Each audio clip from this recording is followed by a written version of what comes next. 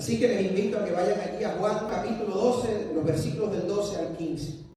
Al día siguiente, uno de esos días, pudiéramos decir, muchos de los que habían ido a la fiesta se enteraron de que Jesús se dirigía a Jerusalén.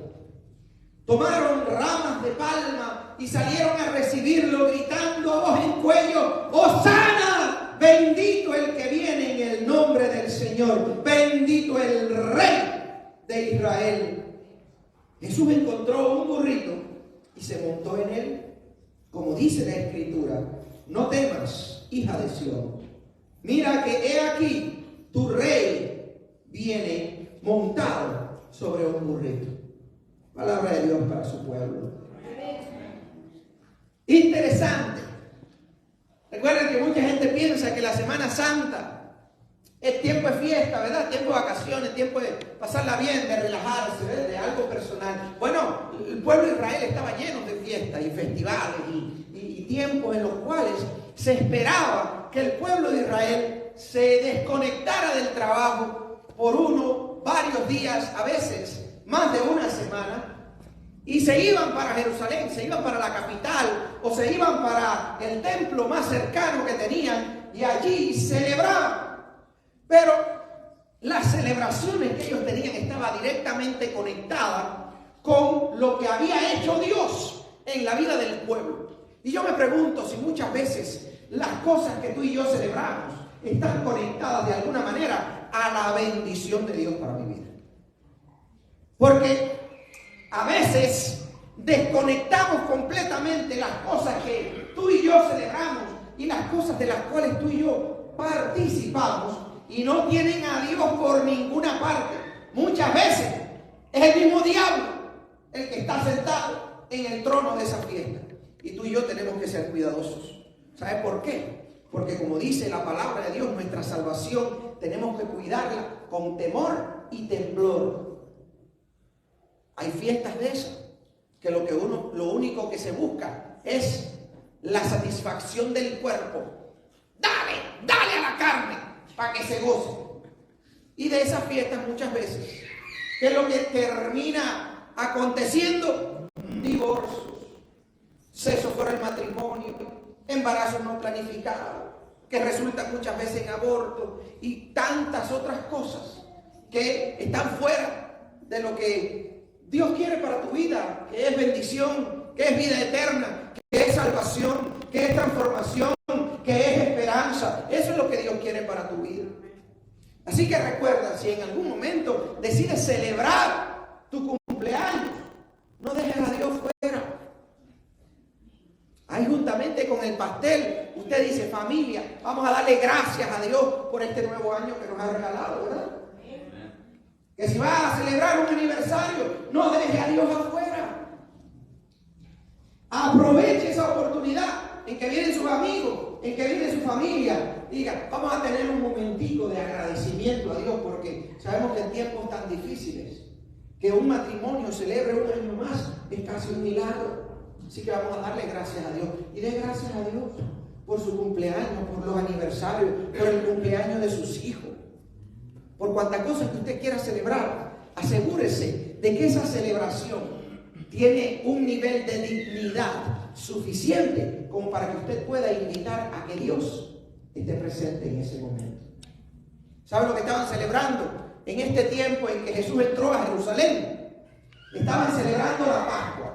Para aquellos que no conocen, ¿qué es la Pascua? La Pascua es la celebración que tenía el pueblo de Israel como una ordenanza de Dios, un mandato de Dios. ¿Por qué? Porque ellos eran esclavos en Egipto. Después de vivir como esclavos por más de 400 años. Pues entonces, ¿qué es lo que pasa? Dios usa a Moisés y libera al pueblo de Dios, libera al pueblo de Israel de la esclavitud que tenían los egipcios con ellos. ¿Sabe por qué? Porque los israelitas fueron a parar a Egipto, porque uno de los hijos de Israel le hizo un gran favor a esa nación. No sé si conocen la historia de José. José era un hombre que Dios le había dado el don de interpretar sueños. José era uno de los hijos de Jacob, que Dios le cambia el nombre a Israel. Israel tuvo 12 hijos y de esos 12 hijos sale la nación completa de Israel, ¿verdad? Solo un poquito de historia. Bueno, José interpreta un sueño del faraón que decía que iban a tener 7 años de abundancia, 7 años de prosperidad, comida de sobra, y que después iban a tener 7 años más de calamidad y hambruna, un hambre que no iban a sobrevivir. Y que le pide consejo Faraón, el rey de Egipto, le pide consejo a José. Bueno, y ya que tu Dios te ayudó a interpretar mi sueño, ¿qué podemos hacer? Y con la sabiduría que el Señor le da a José, José le dice al faraón: bueno, mira, vamos a aprovechar estos 7 años de abundancia, vamos a traer y acumular bastante, todo lo que podamos acumular de comida, porque en un final la gente va a tener en abundancia, y vamos a prepararnos para que cuando lleguen los 7 años de hambre estemos listos para enfrentar esa situación. Bueno, pues así pasó. Acumularon todo el trigo, todos los granos, todos los alimentos necesarios durante esos 7 años de prosperidad. Cuando vino la hambruna, Egipto era el único país que estaba preparado para enfrentar esa situación. Quizás Dios nos esté diciendo algo, ¿verdad? No te la gastes toda, porque tú no sabes lo que viene mañana. Aprende a ahorrar, ¿verdad? Aprende a vivir por debajo de tus ingresos, porque tú no lo sabes lo que va a venir mañana. Porque a veces en nuestra cultura llegamos a este país y pensamos que nos merecemos el carro del año, que nos merecemos la casa de nuestros sueños. No se tire tan rápido, que está muy bajito, ¿verdad? No se tire tan rápido. Entonces, hicieron eso, y en agradecimiento, José le pidió al faraón que le permitiera a su familia, que eran como 70 en aquel tiempo, a que vinieran a vivir a Egipto. Y como el faraón estaba contento y agradecido con José, pues por supuesto, venga muchachos y tráigase toda su familia, que esta nación está agradecida. Y quizás el Señor te ha traído a esta nación para que bendigas esta nación, no para que la exprimas, ¿verdad? Dios permita que cada uno de nosotros podamos, que llegamos a este país, podamos bendecir a este país, podamos ayudar a que este país prospere y sea más justo y sea de todo eso. No querramos nosotros querer venir a traer lo que no funcionó en ninguno de nuestros países, a querer venir a traerlo para acá, porque lo echamos a perder. Somos llamados a bendecir la tierra donde Dios nos llama. Eso fue lo que hizo José. Bendijo Egipto, y como resultado Egipto bendijo a su familia. Mientras José estuvo vivo, la familia de José estuvo en la mejor tierra de Egipto. Prosperó, fue bendecido, pero comenzaron a multiplicarse a una velocidad mayor que los egipcios. Los egipcios, como eran los dueños de la tierra, después que ya habían muerto 2 o 3 faraones y ya el faraón ni se acordaba de quién era José, ni le importaba la historia, ni el beneficio que le trajeron los israelitas a Egipto, pues los esclavizó y comenzó a matar a sus hijos. ¿Y qué es lo que pasa como resultado? Comienza un periodo de esclavitud en Egipto. Como 400 años más tarde, cuando el pueblo realmente clamó a Dios, entonces Dios levantó a Moisés. Moisés, Dios lo usó para sacar al pueblo de Egipto y liberarlos de la esclavitud. ¿Saben cómo lo hizo? Por la dureza del corazón del faraón tuvieron que venir 10 plagas. La última plaga era la muerte de todos los primogénitos de cada familia. En cada casa, el primogénito que hubiera iba a morir. Pero Dios le dijo a Moisés que le dijera al pueblo: asegúrate de que cada casa que crea en mí, que me honre a mí, cada una de esas casas maten un cordero y embarren el marco de la puerta de la sangre del cordero. Y ellos van a ser liberados. Así lo hicieron, y ninguno de los primogénitos de Israel murió. Solamente los primogénitos del pueblo de Egipto. Y el faraón estuvo tan falto de poder, que ya no sabía qué hacer, que decidió dejar que el pueblo de Egipto se fuera en libertad. Y se fueron haciendo fiesta. Cuando llevaban 2 o 3 días en el camino, se encontraron entre montañas y el mar. Y el faraón decidió venir a ejecutar a todos los que no quisieran regresar a Egipto a la esclavitud. Dios los liberó. Abrió el mar rojo. Usted quizás haya escuchado esa libertad, esa historia. Abrió el mar rojo y por ahí pasaron los israelitas. Y cuando los egipcios que venían detrás de ellos quisieron alcanzarlos, Dios cerró las aguas y quedaron sepultados en el mar.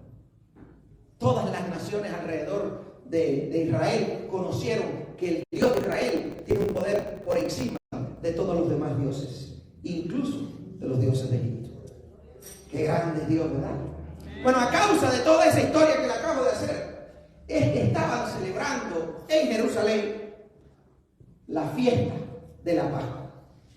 Comían ovejo, o como le llamaban, cabritos, comían pan, tomaban vino, era toda una fiesta. Y Jesús también iba para aquella fiesta. Pero ¿qué dice la palabra que pasó en el camino?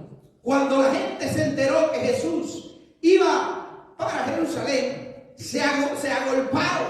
¿Y qué es lo que hicieron? Versículo 13 dice: tomaron ramas de palma y salieron a recibirlo, gritando a voz en cuello: Hosana, bendito el que viene en el nombre del Señor, bendito el Rey de Israel. Qué lindo, ¿verdad? Agarraron las palmas, las empezaron a mover, y cuando Jesús se venía acercando, rendían sus palmas.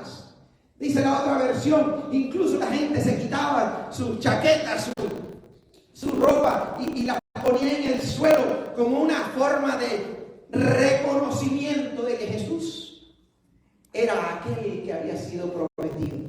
¿Cómo podían saber esto? Bueno, ya para entonces Jesús llevaba alrededor de un poquito más de 3 años de ministerio. ¿Qué hacía Jesús en su ministerio? Jesús, respaldado por el poder de Dios, sanaba enfermos, liberaba a gente endemoniada. Los demonios son reales, no se equivoque, no ande metiéndose donde no lo llaman. Los demonios y el diablo son reales, y vienen y poseían personas, las enfermaban y hacían toda clase de desastre con la vida de ellos.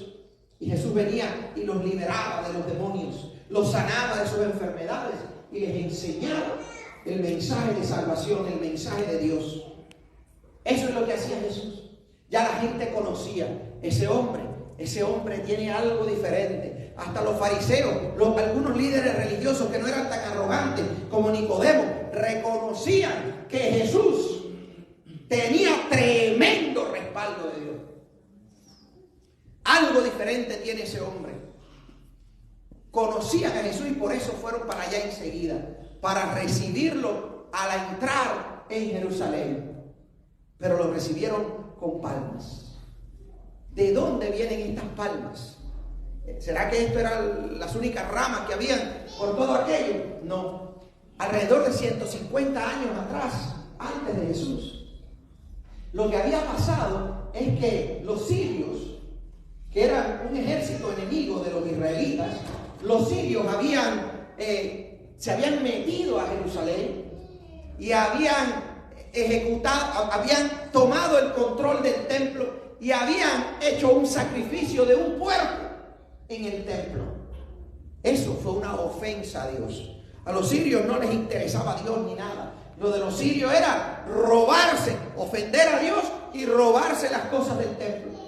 Bueno, hubo un enojo tal en el pueblo de Israel que los macabeos, especialmente, por eso se conoce como la revuelta de los macabeos, se levantaron los macabeos contra los sirios aquellos y lograron echarlos.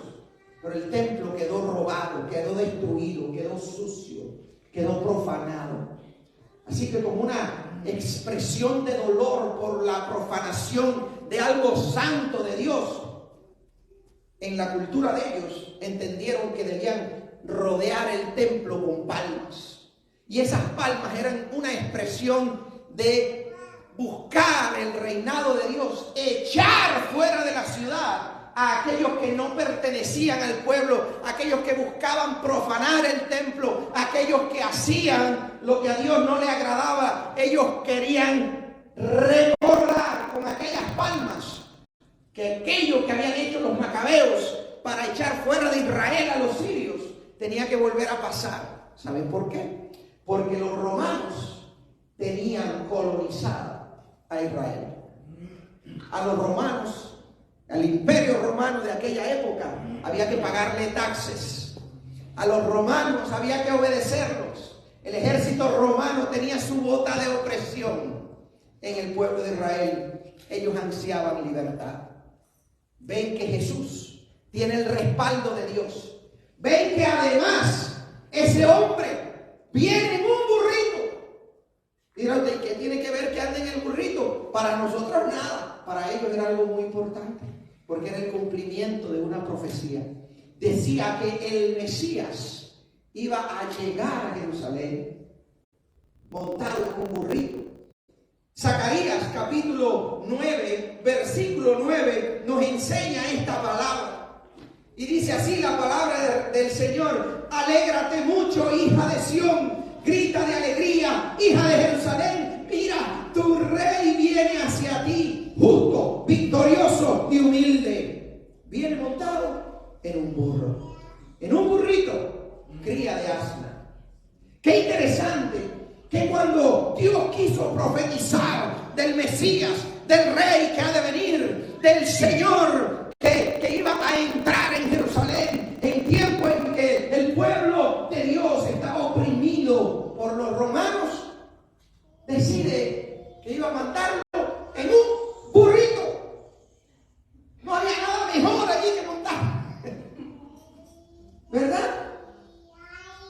¿Sabe qué? El burro es símbolo de humildad y de fuerza. Los demócratas tienen un burro, ¿verdad? Y no es solamente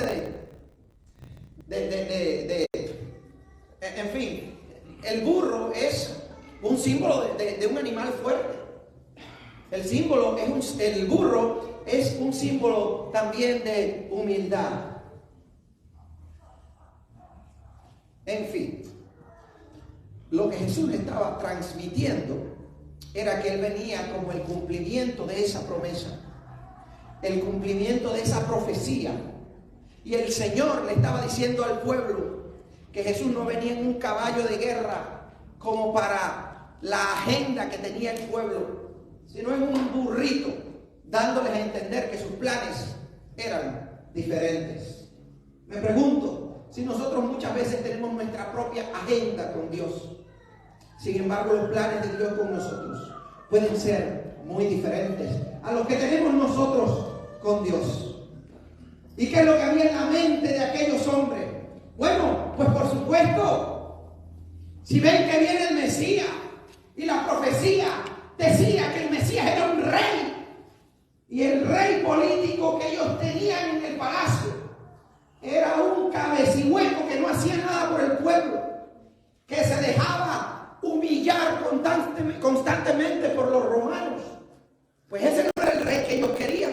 Ellos querían a este rey, a Jesús, porque Él viene con el poder de Dios. Él viene cumpliendo la profecía. Él viene cumpliendo la promesa de Dios, ¿verdad? Ese es el rey que queremos, porque este sí es verdad que va a cambiar las cosas. ¿Qué es lo que ellos tenían en mente? A estos romanos, nuestras palmas. Me falta una palmita, a ver. A estos romanos, vamos a levantar nuestras palmas para Jesús. Vamos a ponerla delante de Él, porque este es el hombre que nos va a guiar. Este es el hombre que va a caerle a patadas, que con filo de espada va a destruir a todo este imperio romano. Nos va a organizar como un gran ejército. Vamos a levantar las palmas, porque este es el líder que queremos. Este es el Mesías. Este va a ser el rey que va a quitar del trono a este tonto que no está haciendo nada por su pueblo. Este Jesús es el que va realmente a liberarnos de los romanos. Nos va a quitar la carga de los taxes. Nos va a dar una vida próspera, una vida de paz. Este es el rey. Así que delante de Él pongo mis palmas. rindo mi vida. Yo quiero formar de ese ejército. Sin embargo, la interpretación, el plan, el propósito de Jesús era diferente. El pueblo de Israel quería que los romanos fueran expulsados y que fueran ejecutados y levantarse en guerra y echarlos por la fuerza. Pero Jesús habla de un reino diferente. Jesús sí es el Mesías. Jesús sí es el Rey de Reyes y Señor de señores. Jesús sí entró triunfalmente a Jerusalén. Pero la libertad que Jesús proponía no era necesariamente la libertad política. Porque a veces nosotros valoramos más lo que sufrimos en la carne que el peligro que corremos espiritualmente. El pueblo quería un líder político, un guerrero, un caudillo, alguien que los guiara a echar fuera a los romanos. Jesús vino como un líder que estaba dispuesto a dar su vida por la libertad espiritual del yugo del pecado que tenía la gente. Porque ¿sabe qué? No importa cuán cómoda sea tu vida, no importa cuán libre tú te sientas en esta tierra, si estás sin Cristo, eres un esclavo del pecado. No importa cuán cómodos podamos tener, cuántas comodidades podamos tener en esta vida. La verdad es que aunque tengamos mucha libertad y mucha comodidad, un pueblo, una familia, una persona sin Cristo es un esclavo. Y al final va a tener que sufrir las consecuencias eternas de no ser libre espiritualmente. Por supuesto que los israelitas no querían pagar taxes. Yo tampoco. Por no sé qué problemas y errores, hace unos años tuvimos que pagar $4,000 de taxes. Hacer un chequecito que nos dejó. ¿Usted se imagina cuánto no hago yo con $4,000? Por supuesto que no quería pagar todos esos taxes. ¿A quién le gusta pagar taxes? Bueno, nos gustarán esos programas que con los taxes nos benefician, ¿no? Pero no nos gusta soltarlo. Que lo pague otro, ¿verdad? Que lo pague otro. Yo no. Y los israelitas tampoco querían pagar sus taxes. Eso es completamente lógico. Es normal.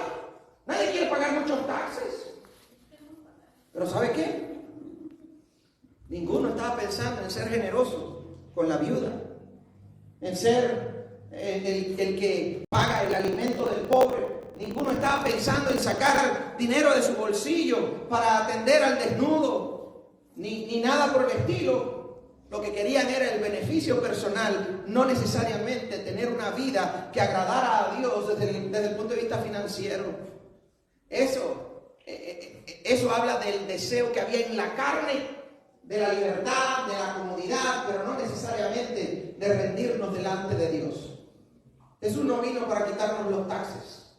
Me hubiera encantado, ¿verdad? Pero no vino para quitarnos los taxes. Es parte de nuestra responsabilidad. ¿Sabe usted? Jesús pagó taxes. Jesús vino para que tú y yo aprendamos a que el reino de los cielos, el reino que Él vino a ser rey, es un reino en el cual tú y yo nos cuidamos las espaldas. Tú y yo atendemos la necesidad de la persona que está carente. Tú y yo alimentamos al que tiene hambre. Tú y yo, si tenemos los recursos, vestimos al que no tiene ropa. Tú y yo, si tenemos las posibilidades, atendemos a la viuda, al desamparado. La iglesia está llamada a ser una iglesia generosa. No una iglesia pensando solamente en el beneficio propio y personal de cada uno de nosotros. Ellos querían un líder que sacara la espada, armara un ejército y empezara a cortar cabezas de los romanos. Pero el mensaje de Jesús era diferente. Jesús le decía: ama a tus enemigos, ama a tu prójimo como a ti mismo. Y si el que te pasó por tu lado es tu primo del alma, que lo quieres, ámalo. Pero si le pasaste por al lado a un romano, dice el Señor. Entonces se dan cuenta, aunque suena muy bonito y aunque todo el mundo le gusta hacer esto, en realidad lo que estaba pidiendo el pueblo de Israel era completamente distinto a lo que Dios les estaba ofreciendo con el Mesías. El pueblo de Israel pedía libertad. Dios les quería dar libertad del yugo del pecado, que es peor que tener cualquier dirigente tonto o cualquier dirigente aprovechado. Es peor. Es peor cuando somos esclavos del pecado. Tú y yo necesitamos pedirle a Dios, por supuesto, líbrame, Señor, de esta relación tóxica que tengo. Líbrame, Señor, de esta adicción que tengo. Líbrame, Señor, por supuesto, por eso seguimos teniendo palmitas en nuestras manos. Señor, quiero que me transformes. No estoy pidiéndolo por la transformación del otro. Empieza conmigo, Señor. Quiero que me cambies a mí primero. Cambia también al otro. Pero cámbiame a mí, Señor. ¿Qué dijo Jesús? Mira, si tú ves que tu hermano tiene una pajita en el ojo, no quieras sacársela tú. Tranquilo.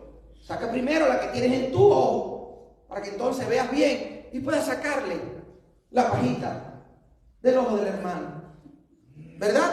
Pero a veces queremos ir sin ver, estar metiendo la mano en los ojos de los demás, metiéndonos en la vida de los demás, queriendo cambiar a los demás, y no nos damos cuenta que nosotros estamos más ciegos, estamos más corruptos, somos más pecadores muchas veces que los demás. Porque vengo todos los días a la iglesia. Se sobran pastores, se sobran líderes, se sobran cristianos que van todos los domingos a la iglesia, le sirven al Señor y escriben su cheque para la ofrenda, y que están podridos por dentro a causa del pecado. Se sobran. Tristemente es la verdad. Hay que aprender a pedirle, Señor, antes de que tú quieras quitarme, Señor, lo de afuera, lo que me estorba, mi enfermedad, mi problema financiero, Señor, asegúrate de que mi relación contigo esté sana.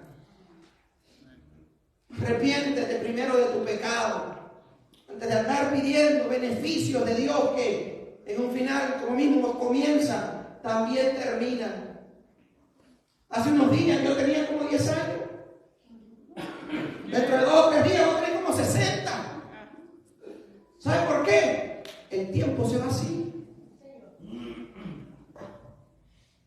Mira, hubo alguno que dijo, parece de 11 años. El tiempo vuela, mis amados. ¿Y sabe qué? Todo lo que carguemos, todo lo que hagamos, todo lo que reunamos, todo lo que compremos, aquí se queda. ¿Sabe lo que se va? Nuestros tesoros en el cielo. ¿Sabe qué es eso?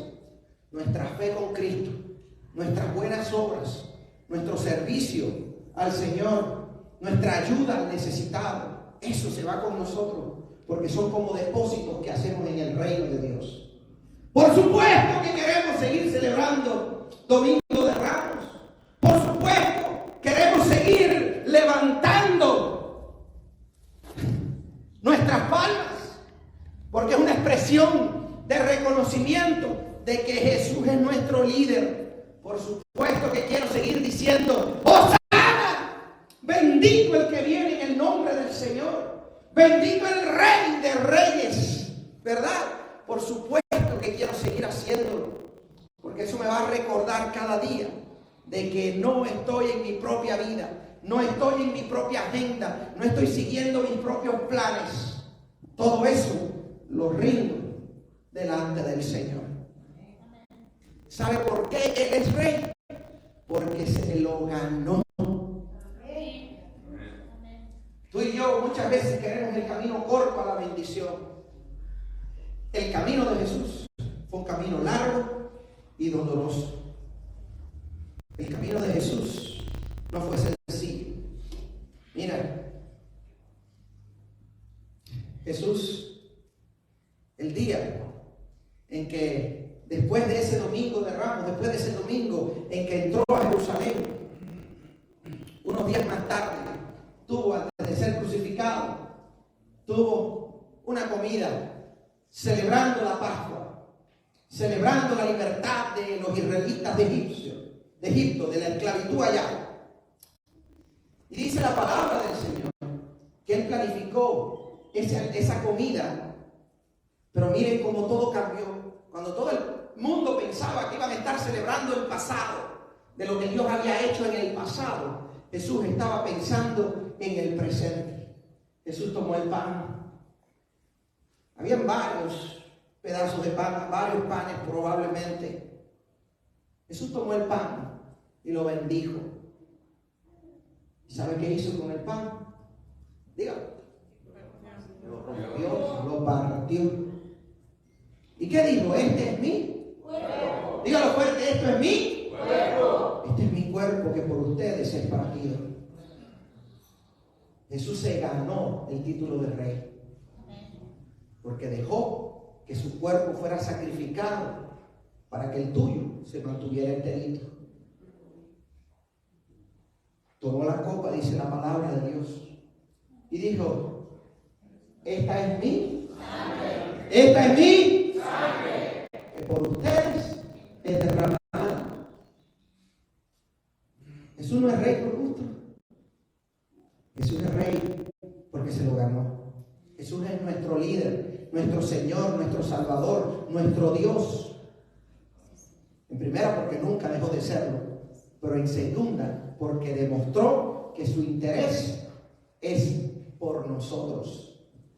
Su deseo, su amor, su sacrificio es por ti y por mí. Nadie te ama más que Jesús. Nadie te ama más que Dios. Y cuando partió el pan y bendijo la copa, dijo: quiero que coman de él, quiero que beban de esta copa, y que siempre que lo hagan ¿qué? Recordándome a mí.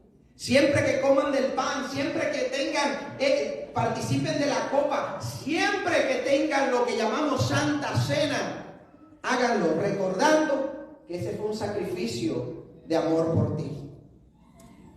Oh, aunque Dios no nos sane cuando queremos ser sanos. Oh, aunque Dios todavía no me abre la puerta para mi nuevo trabajo. Aunque Dios todavía no me ha provisto el dinero para pagar aquella deuda o para pagar los biles, Dios sigue siendo Dios. Jesús sigue siendo Rey. Porque todo tiene su tiempo y nadie nos ama más que Él. Algo todavía tenemos que aprender. Algo todavía tenemos que crecer. Pero el Señor siempre, todo lo que hace es para bendecirlos. Así que yo les invito a que se pongan de pie. Invito a mi esposa que venga a acompañarme. Ahora vamos a tener el tiempo en el cual vamos a participar de la cena. Y cuando nos preparamos para participar de la cena, usted va a venir y usted va a tomar, si usted es cristiano, si usted cree en Cristo, si usted ha entregado su corazón a Cristo, porque si no es cristiano no le conviene hacerlo todavía. Lo que le conviene más bien es entregar su corazón a Cristo. Y vamos a hacer una oración, y si alguien quiere hacerlo, puede hacerlo y participar. Pero si usted todavía no le interesa rendirse a Dios, no se preocupe, no tiene que hacerlo. Pero si usted es de los hijos de Dios, usted quiere hacerlo porque es una bendición y es en obediencia a nuestro Señor. Vamos a orar y vamos a pedirle al Señor que perdone nuestros pecados y que nos limpie de todo aquello que estorbe en nuestra relación con Él. Amado Dios, venimos delante de tu presencia y te pedimos, Dios mío, que tú santifiques nuestros corazones, que tú nos ayudes, Señor, a desear que tú seas nuestro transformador, el que nos cambia, el que quita el pecado de nuestras vidas, el que rompe con las cadenas de adicción, el que nos quita la esclavitud del pecado. Perdónanos, Señor, y límpianos. Ayúdanos a cambiar, ayúdanos a creer y confiar en ti. Ayúdanos, Señor, para que comencemos a caminar contigo como hijos tuyos a partir de hoy. En esta hora, Señor, te pedimos, haz el milagro de salvación en aquellos que hoy quieran entregarte el corazón, en aquellos que hoy quieran comenzar a caminar contigo. Haz el milagro de salvación en sus vidas. Y prepáranos, Señor, para recibir del pan que nos recuerda, Señor, tu cuerpo partido y sacrificado por nosotros.